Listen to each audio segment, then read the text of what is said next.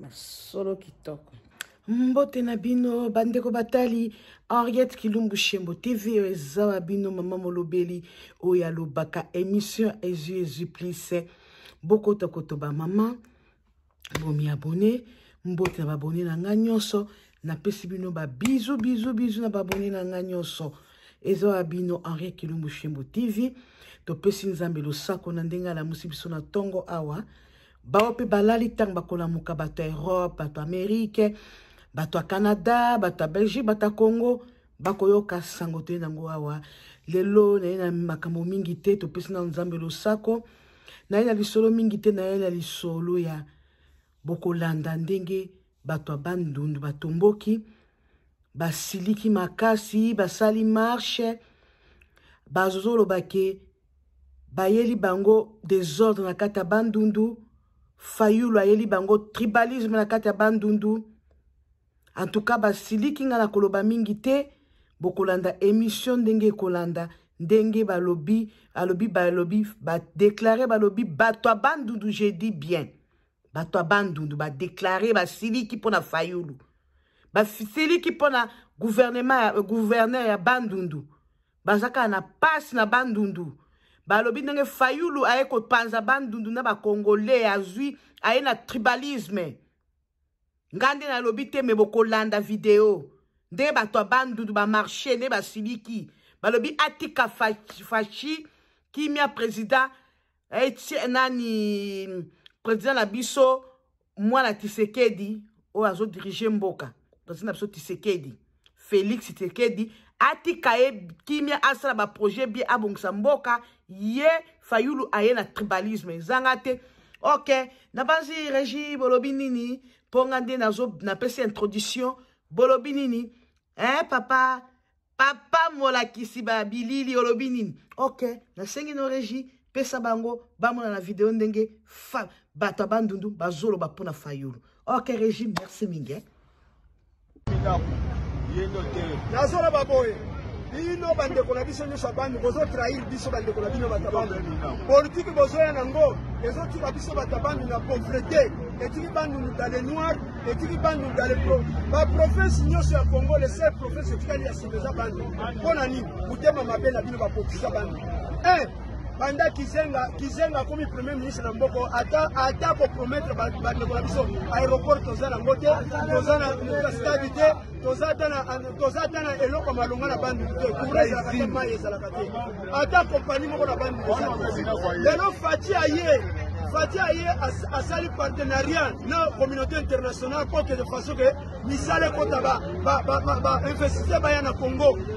directement babandi ko sala eloko ya liboso balobi ke basala nzela tre bandela wapi na bandu na Kikwiti ko ekende wapi ekende tina na matatina na Lubumbashi ti ekende tina Mwanda mais bino bande kuna biso bandu boso ngelo ko ana te na mboka o ko ngi mboko ya avancé te yo bebi nako yo sali 5 ans na kata ya parlement yo sali 5 ans na parlement état que le président parlementaire yo bisanga loko na bandu yo sali yo muzitu yo sali mandat na yo mobimba take premier ministre na mboko sali loko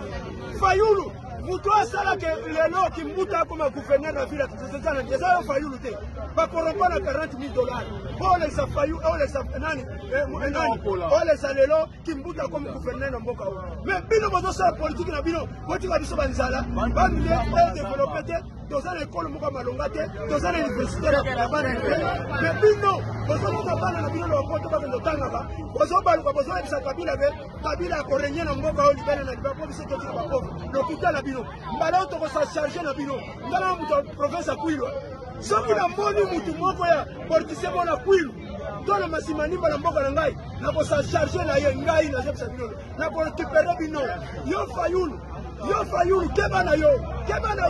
ozotia bande biso bandu na erreur